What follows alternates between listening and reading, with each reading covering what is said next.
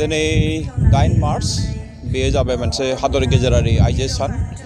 बे सानखौ उदालगुरि जिल्ला बर' फरायसा आफाद आरो आइजो जथाय आफादा अरां हालामाव थानाय अरां गुदि बर' थुनलाइ आफादनि रंजासालियाव बेखौ खुंफुंदों।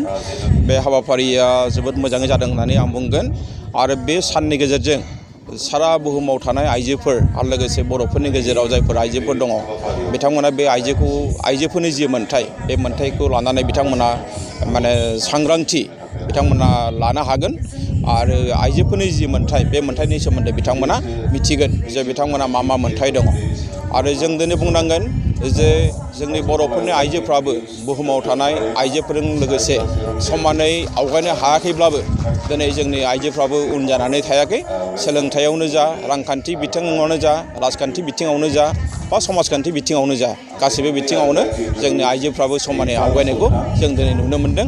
आरो दिनैनि बे मोनसे ओंथि गोनां सानाव आं बिसेसकै उदालगुरि जिल्ला बर' थुनलाइ आफादनि बोसोनगिरि हिसाबै बाहागो लानो मोननानै गावखौनो रंजानाय मोन्दों। थांनाय नैबे 2020 मायथाइनि 27 जानुवारियाव गोदान दिल्लीयाव गाहायै बर'फोरनि जि बिग्रायारि हान्जा गाहायै मोनब्रै NDBनि हान्जा आरो लोगोसे दुलाराय बर' फरायसा आफाद आसाम सरकार, भारत सरकार आरो UBPOजों जि मोनसे गोरोबथा जालांबाय बे गोरोबथाया जोंनि थाखाय मोनसे जारिमिनारि गोरोबथा आरो बेनि गेजेरजों मोननो हानाय जि BTR बे BTRआ जोंनि थाखाय मोनसे मोजां मोनसे एरेन्जमेन्ट होननानै जों बयबो बरायदों।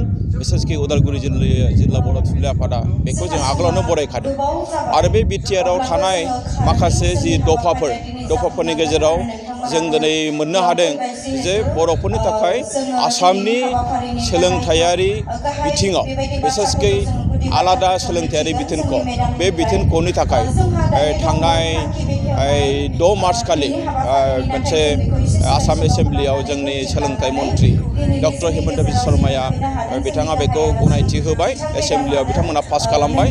बे जोंनि थाखाय जोबोद मोजां मोनसे हाबाफारि आरो बेजों लोगोसे जों दिनै मोननो हादों क'क्राझाराव थानाय music and fine arts college बिथांमोनाबो बे कलेजखौबो बिथांमोना प्रभिन्सियेलाइज खालामनायनि बाथ्राखौ बिथांमोना फोसावदों, सरकारि खालामनायनि बाथ्राखौ फोसावदों। बे जोंनि थाखाय मोनसे जोबोद मोजां माने हाबाफारि।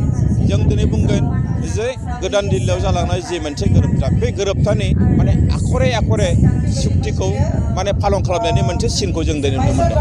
आरो बेजों लोगोसे BTRनि अनगायैबो BTRनि सिङाव थानाय जि बेनि अनगायैबो जे बर' कसारि वेलफेयार काउन्सिल बे वेलफेयार काउन्सिलाबो जोंनि थाखाय एसेम्ब्लियाव पास जाबाय। बेबो जोंनि थाखाय जोबोद मोजां हाबाफारि। बेखायनो जों दिनै बुंगोन जे गोदान दिल्लीयाव जालांनाय जि मोनसे BTR गोरोबथा बे गोरोबथानि दफाफोरनि मावफुंनाया इतिमध्य जाबाय आरो बेखौ मावफुंनो हायोब्ला बर'फोरनि गांनाय उखैनाया बेनि गेजेरजों गोबाङैनो जोबस्रांलांगोन।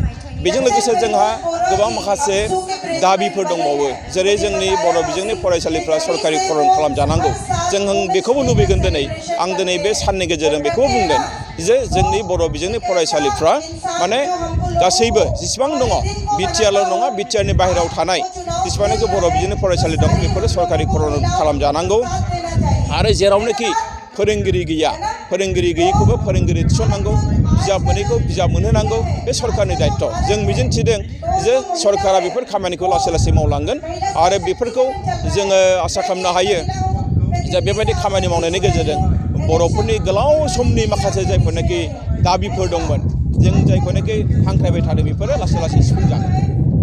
बेनि बेलायाव जोङो बर' थुनलाइ आफाद हिसाबै जों मोनसे बाथ्राखौ नोजोर होदों जे जोङो जेब्लायबो सुबुंदारारि खान्थिखौ जोङो जोबोद मान होयो, सनमान होयो। डेम'क्रेसि हादरनि सिङाव जों दङ। डेम'क्रेसिनि मोनसे गिदिरसिन बाहागोआ जाबाय बिसायख'थि आरो बे बिसायख'थिया BTCनि सिङाव जानो थांगासिनो दङ। बे समावहाय जोङो बर' थुनलाइ आफादनि जानानै जों मोनसेल' बाथ्रा खावलायगोन जे गासैबो राजखान्थि हान्जाफ्रा बेवहाय जिहेतु बाहागो लागोन जाहाथे जोंनि गेजेराव खौसेयैनो बेवहाय जों बाहागो लागोन। नांलाय खमलाय जानाय नङा, बुलाय सोलाय जानाय नङा। थांखि नोजोरा गुबुन जानो हागौ, मेनिफेस्ट'आ गुबुन जानो हागौ, नाथाय सुबुंदारारि खान्थिनि सिङाव जि बिसायख'थि जागोन बे बिसायख'थिया गोजोन आरो खौसेनि गेजेरजों जालांगोन बेखौ जों मिजिंथिदों।